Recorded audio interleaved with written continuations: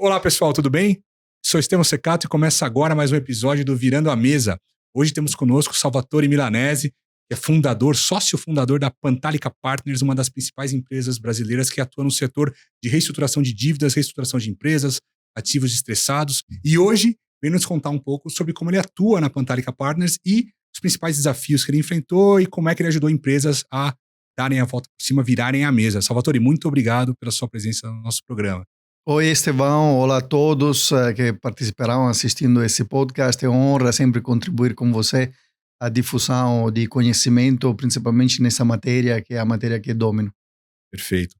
O Virando a Mesa tem esse propósito mesmo, que é disseminar o conhecimento do que a gente faz, que é reestruturar negócios e contribuir para empresas virarem a mesa, darem um sorgimento dos seus negócios. Né? Salvatore, conta pra gente, então, já como é que você atua, quais os principais casos que você utilizou os seus conhecimentos para virar a mesa e a própria história de vida aqui, né, de vir para o Brasil. Conta um pouco pra gente. Claro. Bom, eu iniciei a fazer esse tipo de trabalho, ou seja, trabalhar com financial restructuring e subsequentemente virou turnaround, uma série de outros tipos de serviços como crisis, cash management ou exit plan, multinacionais eventualmente que queiram sair do país, desinvestindo, e isso tem todo um trabalho a ser feito para evitar problemas maiores. Na KPMG, em maio de 2002, saí do banco de investimento, onde fazia corporate finance, principalmente aplicado a fusões, aquisições e finanças estruturadas, mas era sempre corporate finance, então tinha o skill set necessário, obviamente, para poder atuar também no básico do restructuring. Na KPMG me aperfeiçoei, eu não fazia restructuring antes. Restructuring é um bicho diferente, que aprendi através dos cursos, através dos estudos específicos, participando a seminários. Então eu tive que entender, eventualmente, que fazer uma modelagem financeira ou um business plan a fim de um M&A, para um valuation, ou também para finança estruturada, para verificar se cabe ou não um determinado tipo de dívida, um determinado prazo, com determinados juros, não é a mesma coisa que fazer um business plan para verificar a capacidade de pagamento de uma empresa. Então, você tem que entender técnicas diferentes, tem que entender, inclusive, como se conduz uma reestruturação financeira, quais são as fases dessa reestruturação financeira, aspectos, inclusive, ligados à gestão dos stakeholders envolvidos numa reestruturação financeira, a se aprofundar em aspectos que, eventualmente, quando você é um corporate financier que cuida de M&A ou que cuida de finança estruturada, nem olha, que pode ser, eventualmente, como reestruturar a dívida fiscal, como o fisco intervém em um processo de reestruturação financeira. Te lembro que em 2002 não tinham as ferramentas jurídicas que hoje existem. A nova lei de falência e recuperação entrou em vigor, mudando as leis brasileiras das idas de 40 só em 2005. Então, se conduziam fundamentalmente concordatas brancas. Então, eu fiz de 2002 até 2005 muitas concordatas brancas, inclusive grandes. Me lembro da Varig, me lembro da Inepar, me lembro toda uma série de empresas de energia elétrica, porque teve quem tem a minha idade, tenho 51 anos, deve estar lembrado que em 2001 tivemos um apagão. Esse apagão, obviamente, envolveu, inclusive, situações importantes de empresas de distribuição de energia elétrica, muitas delas que eram concessões recentes até faliram. Não é que foram em recuperação judicial, não existia. Já foram direto para falência? Não foram nem para falência, mas foram concordadas através das quais teve intervenção de assessores, na época era na KPMG, então, por exemplo, eu me lembro da Semar, intervimos lá, o órgão de vigilância do setor nos chamou, intervimos, ficamos no interim management na Semar por um período, e depois a ex-BTG entraram, assumiram e constituíram, obviamente, um colosso, uma empresa, um grupo gigantesco hoje no segmento de distribuição de energia elétrica. Fizemos também várias reestruturação financeira no âmbito de empresas de TV a cabo. Me lembro da Net Serviço de Comunicações, a maior broadcast company da América Latina, que foi a Globo, que reestruturou. Então, eram todas concordadas brancas. Fundamentalmente, você era contratado ou pela empresa ou pelos credores e tinha que entrar, verificar qual era a situação da empresa, identificar a capacidade de pagamento da empresa, se trabalhava para os credores, analisar se aquilo que estava sendo proposto fazia sentido ou não, fazer uma contraproposta, entrar na mesa de negociações, começar a construir documento que fosse na direção de um closing é obviamente tentar um closing. Você assessorava tanto credores quanto devedores. Sim, na época era muito trabalho para credores. Com a entrada em vigor da nova lei de falência e recuperação, surgiram muitas oportunidades para devedores, ou seja, a empresa que devia entrava em recuperação judicial e nós, na KPMG, na época, éramos até referenciados pelos mesmos credores em vista do trabalho, do track record e da credibilidade que tínhamos construído. Mas voltando à tua pergunta, esse foi, obviamente, de 2002 a 2005, para mim, um campo de ação fantástico, porque além da teoria que estava adquirindo nos vários cursos que a KPMG nos ministrava, me mandaram para Los Angeles, Londres, foi para o Japão, era gente competente, porque lá naquelas jurisdições fazer restructuring é algo, digamos, consolidado, enfrentar a reestruturação financeira ou até a operação de uma empresa, assumir, inclusive a KPMG lá, assumir posições de Chief Restructuring Officer era consolidado em Londres, aqui não. Lá eles têm uma proteção jurídica melhor para fazer esse tipo de ação. Muito melhor. E aprendi bastante e comecei a traduzir isso aqui no Brasil. Para que quando a lei nova entrou em vigor em 2005, obviamente se adequando ao arcabouço da lei, todo aquele background adquirido me serviu muito, obviamente, para ajudar os clientes.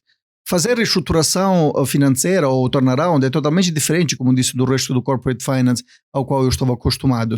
Primeiro, você eventualmente se embate no processo de denial, ou seja, de negação de quem é que está em crise, porque acha que é culpa do banco, porque acha que é culpa do fornecedor, é culpa sempre de alguém que não é ele, porque ele não eventualmente administrou mal a empresa, ou eventualmente ele não é que não tinha bons controles, ele não se dá conta disso e ti pede novo dinheiro para eventualmente colocá-lo em uma pia sem tampa no ralo, né? Eu brinco que a gente sempre, quando entra numa empresa, as pessoas que estão ali sempre focam em culpados ao invés de focarem nas soluções. Exato.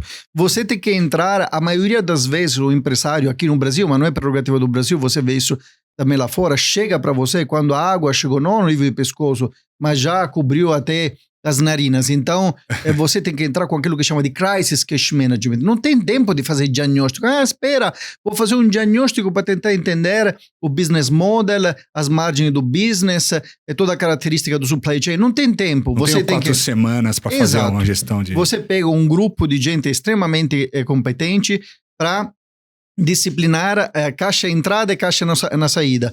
Tentar de ter previsões de caixa para definir prioridade de pagamento e dar uma ideia a você mesmo, o empresário, a terceiros, que são os stakeholders, credores de qualquer tipo, desde fornecedores, trabalhadores, quem sabe, eventualmente já trabalhadores parados, representados pelos sindicatos, bancos ou investidores internacionais, uma situação transparente daquilo que está acontecendo. E, eventualmente, nessa transparência, nessa credibilidade que você vai mostrar, pode conseguir obter o prazo necessário para você começar a entender como envolver venda de ativos, alongamento de passivos, transformação da dívida em equity, todas as ferramentas que nós possuímos, obviamente, para fundamentalmente readequar a quantidade de dívida que a empresa tem e a capacidade de pagar essa dívida. Então, para mim, foi uma virada de mesa, exatamente. Eu mudei o mind frame, porque tinha que lidar com uma multiplicidade de sujeitos que interferiam, obviamente, no resultado do trabalho, porque sem credores dizendo sim, você não consegue, obviamente, chegar a um closing, não consegue chegar a uma reestruturação. Mudei totalmente de trabalho, mas, obviamente, isso servia para o Brasil, servia a ter profissionais competentes para ajudar empresários e credores também a enfrentar de forma profissional a reestruturação de uma empresa, a reestruturação de uma dívida, a reestruturação operacional também, porque todo mundo confunde, aqui você faz reestruturação de dívida. Não, atenção, eu sou um turnarounder. Uma reestruturação pode envolver o operacional ou financeiro. Por exemplo, na NET de Serviço de Comunicações, em 2002, quando fomos contratados na KPMG, o CEO era muito bom, entendia muito do operacional.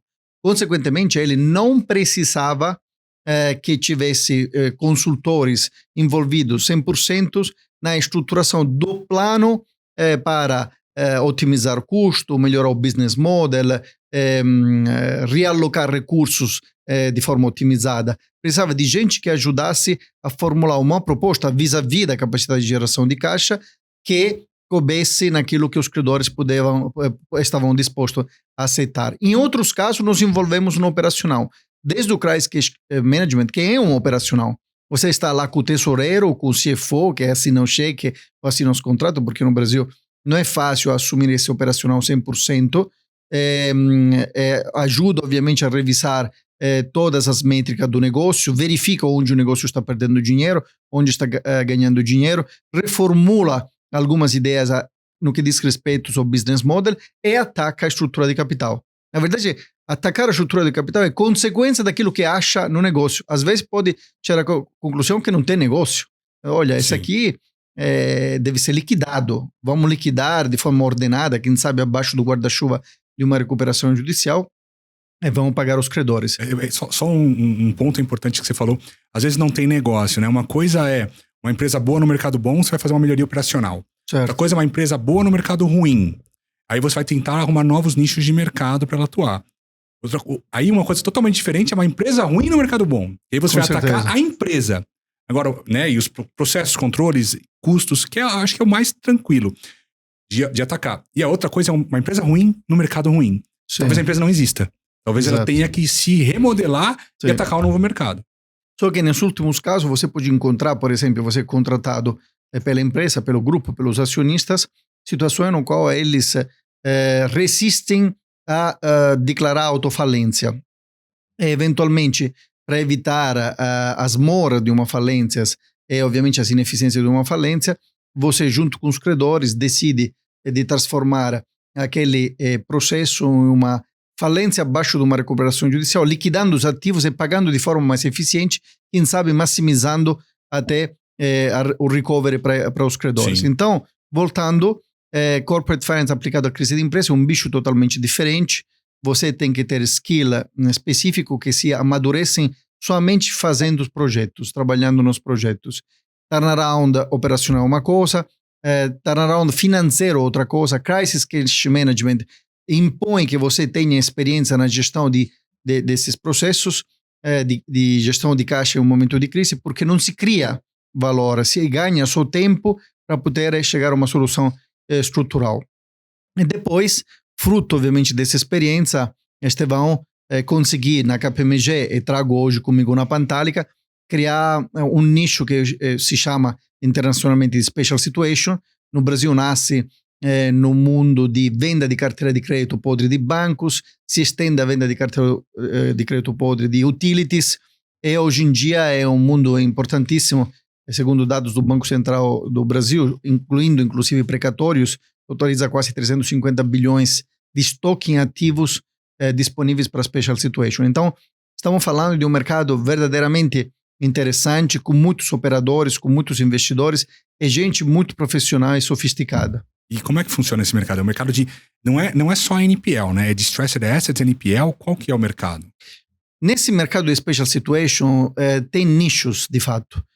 Tem gente que, por exemplo, no âmbito de NPLs até, se especializa na compra de carteira de crédito pulverizadas. Por exemplo, carteira de créditos originadas dentro do financiamento de crédito ao consumidor. Se especializa por quê? Porque comprar esse tipo de carteira precisa um skill set para saber precificar e, obviamente, precisa uma organização, uma estrutura para poder cobrar, porque você terciariza call center ou gente que tenha inteligência artificial ou tecnologia capaz de cobrar centenas de milhares, inclusive, de CPFs. Daí pode ir a gente... Agora, nesse caso específico, né? Você está falando de empresas basicamente varejistas ou bancos que têm carteiras pulverizadas. Sim. Que vendem essas carteiras para algum outro player de special situations, de situações especiais, que compram essa carteira. Qual a vantagem para as duas pontas? Para a ponta de quem está comprando e para a ponta de quem está vendendo, nesse caso específico? Que origina, você falou bem, esse tipo de carteira são de fato bancos ou varejistas, por exemplo. Mas pode ter também pulverizada, pode ter uma utility, uma telecom company ou eventualmente uma empresa de energia elétrica. São carteiras de pessoas que não pagaram, só para o pessoal entender, pessoas que não pagaram. Agora, o que acontece? O core business dessas empresas, inclusive do banco, por exemplo, não é aquilo de cobrar essas carteiras, Um banco deve dar crédito e dar, digamos, a gente que possam pagar. Então, fazer bem a análise de crédito e gerenciar depois as carteiras boas. O incidente que acontece de gente que não paga, a parte eventualmente que é recuperável facilmente, o banco pode deixar internamente a cobrança. Mas aquilo que já superou 90 dias ou 180 dias de atraso, o banco tem toda a vantagem, como uma utility company, eventualmente a transferir para um investidor, porque ele vive disso. Ele compra para um percentual do valor de face muito baixo, porque vale isso. Quando você olha as curvas de recuperação, o risco então envolvido, o possível recovery é baixo. Só que ele faz isso para viver. Então, faz um deployment, ou seja, coloca na mesa técnica de call center, técnica de inteligência artificial, tecnologia para busca de endereço, telefone novo do sujeito que não pagou. E te digo que tem gente que se especializou no mundo de pulverizado, a cobrança de carteira vencida há mais de 10 anos, e consideram aquilo minas de ouro, porque eventualmente não foram batidas, não foram bem cobradas, não foram bem trabalhadas. E uma pessoa que não pagou uma conta, o que é? Se livrar tanto do aspecto moral quanto do aspecto formal de não ter pago a conta. Com o nome no Serasa. Exatamente. Para poder voltar a fazer parte da economia, pegar crédito, comprar um celular parcelado ou outros bens parcelados. Então, tem um business gigantesco. Hoje se formaram alguns grupos que pertencem a grupos bancários, como o Recovery, que pertence a Itaú, Return, que pertence ao Santander e assim para diante, que tem under management centenas de bilhões de reais. E se eles fazem bem esse trabalho, fazem um favor à economia. Então eles compram por exemplo, eles compram por um negócio que vale 100 e conseguem recuperar 2 ou 3, ou seja, duplica ou triplica o capital, porque eles têm experiência em fazer isso, já fazem com grandes volumes diferentes do banco. Parece fácil, não é? Envolve muito risco, envolve muito custo e envolve saber gerenciar também a cobrança, porque se você vai na porta ou, digamos, comete atos de abuso moral com o devedor, ligando o tempo todo, tem uma montanha de ações contrárias, então é um ato de máximo profissionalismo poder comprar e depois cobrar essas carteiras. E do ponto de vista de quem é o credor inicial, o devedor, o credor inicial, ele vai ter o benefício fiscal também, né? Depende do tipo de carteira. Por exemplo, na carteira pulverizada, normalmente os bancos, vamos falar de banco para simplificar, quando chega 90 dias, já eventualmente não somente tiraram do balanço, mas provisionaram, mas também conseguem obter o benefício fiscal. Quando se trata, em vez, e aí outros nichos, de carteiras com garantias ou carteira corporativa, essa situação do ponto de vista fiscal muda. Obviamente, se eles vendem prejuízo, já o prejuízo pode ser utilizado para bater na base tributável. Uhum. Portanto, tem uma grande vantagem alimentar esse mercado de NPLs. Voltando à pergunta originária, na special situation, então além de NPL, podemos ter gente que compra single names, porque compra um crédito contra a empresa tal, do setor tal, porque lhe interessa não a cobrança do crédito, mas quem sabe a garantia que está abaixo do crédito, ou até virar dono da empresa. Então, só para o pessoal entender, você tem o NPL pulverizado. O NPL é non-performing loans, que são dívidas não performadas. Exatamente. Né? Aí você tem o NPL varejão, né? Que é pequenas contas, e aí vai numa análise mais estatística de recuperação e call center. E o segundo nível, se eu puder colocar assim, seria o NPL de single name, que é eu vou comprar a dívida daquela empresa específica ou daquele devedor específico, porque eu tenho interesse em recuperar aquele crédito porque tem ativos bons ali por trás. Ou virar dono da empresa, ou virar sócio daquela empresa, porque se eu compro aquele crédito, posso recuperar também swapando, ou seja, transformando aquele crédito em equity. Então, as estratégias que estão atrás do motivo pelo qual eu compro o crédito podem ser várias. E sempre no mundo de special situation, tem também a finança estruturada para a empresa em crise. Então, Deep Finance, Debtor in Possession Finance, que seria o financiamento de empresas em recuperação judicial, que se fazem de forma estruturada, normalmente, com garantias de alienação fiduciária de bens daquela empresa, ou eventualmente, quem sabe, a compra de unidades produtivas isoladas de empresas em recuperação judicial. Então, o mundo de Special Situation é vasto, está alimentando, isso é muito interessante, o crescimento de muitos fundos pequenos, que depois viram grandes, captam dinheiro, porque mostram, obviamente, track record, mostram retorno, profissionalismo, e se integram a vasta gama de produto de investimento financeiro que existe no asset management world, né? Agora, o NPL para single names. Qual que é a vantagem para o comprador da dívida? Ele vai ter, e obviamente tem que ser especializado, mas ele vai ganhar retorno sobre o capital investido, comprando barato e pegando ativos, ou pegando a empresa, que é um ativo também. Claro. Né? Ou depois vendendo a dívida no mercado secundário para alguém, terciário, né? Para alguém. Sim. Mas para o dono da empresa, tem vantagem se associar a um fundo desse de NPL? Como é que funciona? Bom, vamos dizer que se eventualmente um banco vendeu para um fundo que comprou, significa que o banco não quer ter mais relação com o devedor. Portanto, o devedor que está tentando reestruturar a sua dívida deve olhar os movimentos que está tendo essa dívida no mercado. Se tem ou não tem vantagem, tem que ser olhado estrategicamente. Normalmente, esses sujeitos que compram a dívida querem investir e recuperar, como você falou, 3, no mais curto espaço de tempo, obviamente. E eles têm todo o interesse a fazer um acordo com o devedor, colocando todas as opções na mesa para que isso aconteça. Isso pode ser colocando novo dinheiro na empresa para que ela operacionalmente se recupere e possa pagar o antigo, ou seja, o crédito comprado mais o novo dinheiro, virando donos, e aí o fundo tem que ser um fundo que tenha recursos humanos à disposição para poder acompanhar, obviamente, a empresa, fazer o turnaround, porque não é que você vira investidor e vai embora, né? Então, sim, tem vantagem por parte do devedor, mas deve ser um devedor bem assessorado. Normalmente tem um advisor atrás do management da empresa devedora, da empresa em crise, que ajuda a entender quais as possíveis estratégias junto ao fundo que comprou essa dívida. Agora, tem casos também que a gente percebe no mercado de compra de dívida e aí o fundo compra a dívida para ter influência, por exemplo, num processo de recuperação judicial. Ele vai lá, compra a dívida, aprova a recuperação judicial e recebe o dinheiro de volta com remuneração. Isso é comum também, né?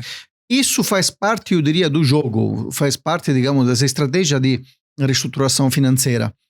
Se isso eventualmente está um pouco excedendo-se, e isso está acontecendo também, eventualmente influenciar demasiadamente o resultado final de situações que eventualmente não teriam nem os critérios mínimos, o critério de base para ser aprovados, por exemplo, um plano. Esse é um outro assunto, um outro capítulo. A nós dois que fazemos as coisas bem profissionalmente não interessa. Sim.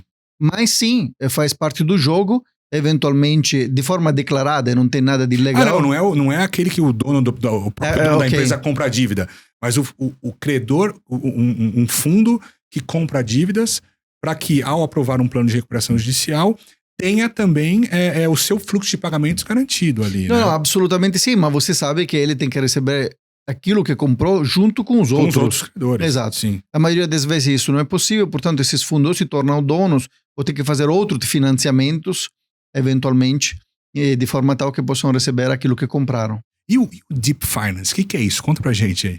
Bom, nos Estados Unidos, do ponto de vista de financiamento de empresas que entram hoje, no Brasil chamamos de recuperação judicial, nos Estados Unidos de Chapter 11, então em concordata para todo mundo que não tiver esse aspecto técnico claro entender, estruturaram um financiamento que, quando dado à empresa que entra em Chapter 11, assume a caratteristica de super protegido. É lógico, não é? Se eu estou financiando uma empresa em crise, quero ter todas as garantias que, se vai para falência, o primeiro a receber seja eu, que estou correndo risco. Né? Eu estou apostando numa empresa que ninguém está apostando mais. É um mercado importantíssimo do ponto de vista de volume, são bilhões de dólares todos os anos que investidores especialistas, inclusive, colocam à disposição de empresas em Chapter 11 nos Estados Unidos. Quando a gente melhorou a lei, então entrou em vigor a nova lei de recuperação e falência, em 2005, e recentemente, com as recentes mudanças de 2021, se tentou copiar, ou seja, se colocou a possibilidade que novos financiadores colocam à disposição de empresa que entra em recuperação judicial dinheiro. Inicialmente a lei era muito tímida a dizer que esse dinheiro colocado pós pedido de recuperação judicial tivesse a característica de super prioridade em caso de falência.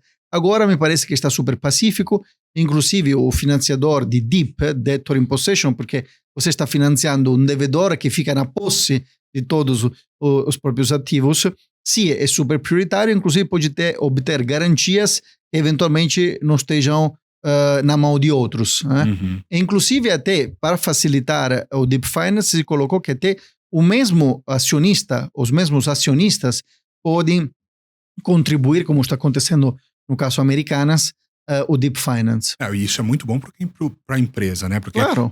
é uma nova fonte de financiamento que vai ajudar a empresa. Claro. Na verdade, quando apresenta recuperação judicial, a gente sabe que o crédito seca, né? Todo mundo foge. Exato. A empresa não tem mais limite com credor, com fornecedor, não tem mais banco financiando. Sim. Essa lei ajudou bastante, essa mudança na lei, né? Essa mudança, deu muito mais sim. segurança para os fundos entrarem, né? No processo de recuperação judicial. Uhum. Salvatore, e aí, então a gente tem lá o varejão, temos o Special Situations focado em single names, tem o Deep, e também tem a aquisição dos Distressed Assets, né? Uhum. Como que funciona isso? Esse mundo tem, eu chamaria de Distressed M&A, tem aumentado o deal flow, o número de transações, de muito desde que a nova lei entrou em vigor, mas agora com essas recentes mudanças de 2021, se pacificou. Tivemos grandes transações que podemos mencionar, como a compra de unidade produtiva isolada por parte da Go, daquilo que era a antiga Varig, a compra por parte do Baú da Felicidade do Silvio Santos. Essa eu não sabia. Sim, da Dudoni, da parte de varejo da Dudoni. Recentemente, a Azevedo Travassos, uma empresa listada, comprou a Eftos do grupo TC, assim para diante. Posso citar dezenas, se não for provavelmente centenas de casos. Isso se colocou na lei para facilitar a venda de ativos e para que quem comprasse não levasse o risco de sucessão. Que sucessão? Da dívida existente, da dívida comercial com fornecedor, com banco, da dívidas fiscais, da dívidas trabalhistas e recentemente, por causa do ambiente recente que tivemos no Brasil, até das dívidas oriundas dos programas de leniência. Né? Uhum. Então, acontece que se alimentou um mercado que favorece as empresas em crise que querem vender ativos ou pedaço dessas empresas, inclusive marcas, por exemplo. Você pode estruturar a venda de unidade produtiva isolada como quiser, respeitando obviamente os princípios da lei. Conseguem dinheiro que não seria fácil eventualmente obter do lado. Do outro lado, tanto investidores estratégicos que querem se expandir, não querem correr o risco de uma expansão orgânica, porque uma expansão orgânica leva tempo, leva recursos. Também, né? Exato. Eventualmente compra a cota de mercado comprando uma unidade produtiva isolada de empresa existente. Por exemplo, eu participei na venda das unidades produtivas isoladas da antiga Parmalat. Você deve estar lembrado dessa marca, famosíssima, acho que existe ainda, que vendeu a Batavia, vendeu a ET, que era de automatados, Batavia era de laticínios e várias outras marcas. Quem comprou na época, comprou não levando o risco de sucessão, que em um M&A normal é clássico aqui no Brasil. Quando você, novo comprador de uma empresa que não tem recuperação judicial, não faz bem a tua due diligence e não intercepta, não identifica riscos trabalhistas ou eventualmente riscos fiscais, isso vai nas suas costas automaticamente. Com a compra de unidade produtiva isolada, que seria fundamentalmente o carve-out, a separação de um ativo composto de marca, por exemplo, pessoas, maquinários, terrenos, etc., eleva tudo isso como um pacote, pagou preço, esse preço fundamentalmente entra no bojo da recuperação judicial para pagar credores ou fazer face à necessidade que tem na recuperação judicial. Isso é fantástico, alimentou um business interessantíssimo, um deal flow interessantíssimo. A coisa que eu queria dizer, voltando ao início da nossa conversa, que fazer M&A de distress não é a mesma coisa de fazer M&A de uma empresa digamos, em bonis, né, como falam na Europa. Por quê? Você tem que ser rápido, timing é tudo, e depois, sabendo que tem essa blindagem, quem compra tem que ser também rapidíssimo, quase não fazendo due diligence, para poder superar os possíveis obstáculos que venham, obviamente, de ordem operacional ou de ordem financeira. Outra coisa, hoje se sofisticou o nível tal que você, eventualmente, interessado em uma unidade produtiva isolada, vira um stalking horse, ou seja, adquire o direito de preferência, manifestando o teu interesse com um preço, e quando se abre o leilão, porque a venda da unidade produtiva isolada tem que ser feita com leilão, para que, obviamente, se cristalize o que a lei fala, ou seja, que você é blindado de sucessão, etc. Quem bidar eventualmente, além de você, que é stalking horse, ou seja, entende... É como se fosse uma opção, um call. Exato. Deve bidar preços extremamente maiores para poder levar. Uhum. Então, se favorece até a possibilidade da construção rápida, eventualmente, de deals em recuperação judicial. O interessante da UPI também, que eu acho, é que você mantém a atividade social da empresa, né? Então, ela pode não ser viável nas mãos dos atuais acionistas, mas a partir do momento que eu vendo a UPI para um outro operador que opera com eficiência, não tem dívidas e tudo mais, eu mantenho os fornecedores, eu mantenho os empregos, eu mantenho os clientes, né? Então, mantenho o fisco recebendo. Então, a empresa não é viável naquele contexto, naquele balanço patrimonial daquele acionista. Sim. A mão de outro ela pode ser viável. E o difícil é construir essas UPIs, Estevão. O que quero dizer? A lei fala claramente, se eu vendo uma UPI não posso deixar lixo para trás, no sentido que se deixo, por exemplo, dívida fiscal e não tenho uma fonte para repagar essa dívida fiscal, isso seria fraude. Não dá para vender uma UPI deixando essa quantidade de dívida para trás sem uma fonte que possa repagá-la. Então, tem que ser muito bom em construir essas UPIs. Tem que deixar sempre uma fonte que justifique a dívida que está deixando para trás. Uhum. Normalmente, o preço que se paga para a UPI deveria ser o elemento através do qual você quita toda a dívida, normalmente. Mas às vezes não é suficiente. E quando não é suficiente, ele consegue reverter? Tem-se um pedido de reversão da venda da UPI?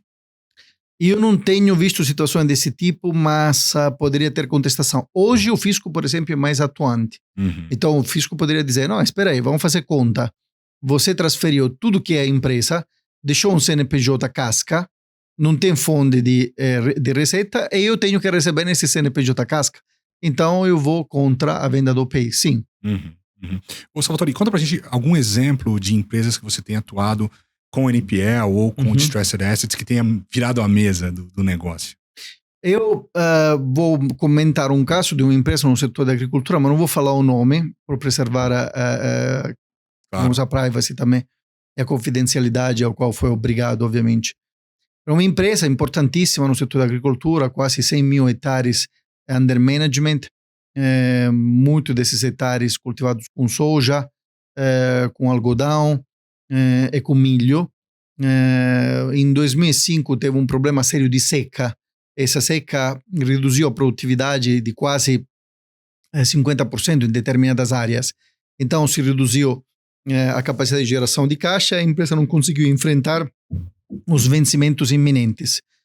Nós, junto com um escritório de advocacia, convocamos, depois de ter analisado a situação da empresa, os credores. Eu me lembro que era uma mesa enorme de um banco importantíssimo, mais de 40 credores, para descrever a situação da empresa, que é uma empresa importante, com patrimônio importante, porque toda essa terra tem valor, com uma organização capacitada para poder, obviamente, continuar a viabilizar o futuro da empresa, e que estava apenas enfrentando uma seca que você não tem controle. Só um detalhe, eu vi um estudo que o Brasil perde mais ou menos 10 bilhões de reais com problemas de clima, né? Uhum. E aí você fala assim, 10 bilhões de reais no PIB é pouco. Sim. Mas para quem perdeu 100% da safra, é muito. Claro. Então eles falam assim, um soldado morto numa guerra é uma casualidade, né? 1000 soldados mortos é uma estatística. Então é isso, eu não posso usar estatística para aplicar em quem perdeu. Né? E nesse caso, para você está falando, é exatamente isso. Tentamos nessa reunião com os bancos construir o que chama de tecnicamente standstill, ou seja, vou traduzir em português. Por favor, não façam nada, não venham a executar as próprias garantias, não partam com efeito dominó, atrás do outro, executando a empresa, porque estamos falando de uma empresa viável e infelizmente tropeçou em um fato que ela não consegue controlar. Dê um tempo, vamos alongar essas dívidas para ver se a empresa se recupera. Se não se recupera, ele até coloca o dono à disposição ativa para serem vendido para reduzir a dívida. Enquanto tudo isso se negociava, era um standstill informal. No exterior estão acostumados normalmente a formalizá-lo, todo mundo assinar. Um dos credores sai da sala, eu tenho a imagem ainda impressa, sai da sala, não vimos ele, mas soubemos depois de 2 dias que tinha sequestrado em torno de 12 ou 20 milhões de dólares na conta no exterior, que era uma conta escrow que se utilizava para fazer o trading das commodities. Para quem não sabe, o standstill é um acordo, né, Isso. e aí formal ou não, de que os credores não vão executar a empresa por um determinado período de tempo até que tenha-se uma solução final que atenda a todos. Né? E aí geralmente, um cara vai, fura isso e penhora os ativos da empresa. Primeiro, lesson learned, ou seja, lição aprendida. Um cara parte para a ignorância, porque aquela ignorância, e desencadeia um processo de enorme destruição de valor. Porque todo mundo começa. Do momento que ele começou, todo mundo começou, e os advogados sugeriram à empresa de protocolar um pedido de recuperação judicial, que serve, do momento que você protocola, a se blindar contra essas ações desses credores que estão partindo para a execução das próprias garantias, alguns até para pedido de falência, assim para diante. Então foi um processo de recuperação judicial, onde eu sou contra no processo de recuperação judicial, quando tem como evitá-lo, porque se destrói valor. Você falou bem antes, quais são as consequências? Desaparece o crédito, então tivemos que ir atrás de crédito de terceira, quarta ou quinta fonte. Que é mais caro. Que é mais caros, obviamente, é mais complicado, porque te engessa muito mais, eventualmente. Quem está perdendo? Os credores existentes, porque está se transferindo o valor a novos sujeitos, mais greedy, fundamentalmente. Na busca de receber o meu, eu abro precedente para apresentar uma recuperação judicial, entra alguém financiando, o valor não está sendo criado e o valor que está na mesa está indo para quem está pondo dinheiro novo, não para o cara que ficou antigo. Então é uma decisão bem não inteligente, né? Ainda no plano, foi construído um plano através do qual se fazia uma separação entre uma holding company e uma op company, operational company, ou seja, queríamos que toda a dívida fosse transferida na holding company com garantia da empresa operacional e a dívida transferida na holding company fosse representada de uma debenture. Fantástico, porque tinha uma op company que era muito mais limpa, conseguia pegar dinheiro eventualmente no mercado, até no mercado de capitais, porque tinha números, balanços auditados, etc. Mas não todos os credores, depois, não obstante uma longuíssima negociação, aderiram. Então, até esse passo foi novamente frustrado. Mas a recuperação judicial foi aprovada e os credores naquela recuperação judicial perderam muito, porque fundamentalmente se iam transferir tudo na holding company e se transferia um por um, ou seja, R$1 de antigo dinheiro para R$1 de debenture, não? Em vez, na recuperação judicial aprovada, tiveram descontos importantíssimos. Então, a empresa se recuperou, hoje uma empresa com 500 mil hectares under management, gera muito caixa, etc. Mas lição aprendida que está melhorando muito. Os credores, obviamente, têm que olhar efetivamente quando do lado de cá tem assessores que apresentam de forma transparente dados, informações, o que está na mesa, para evitar para partir para a ignorância, construir situações que sejam win-win, de fato, porque se tem transparência, dá para construir algo win-win, porque os efeitos depois de uma recuperação judicial não são facilmente controláveis, tanto para o devedor quanto para o credor. Não se sabe onde vai acabar, tá? Porque as coisas começam a se intersecar do ponto de vista estritamente jurídico, que quem prevalece não é mais operacional. E isso dói, né, para um financier olhar operacional. É o jurídico. E depois tem esses fantásticos descontos de 80%, etc. E tem gente que ri de orelha a orelha, mas tem gente que chora muito, claro, porque se destrói valor. Né? É um jogo de soma zero, né?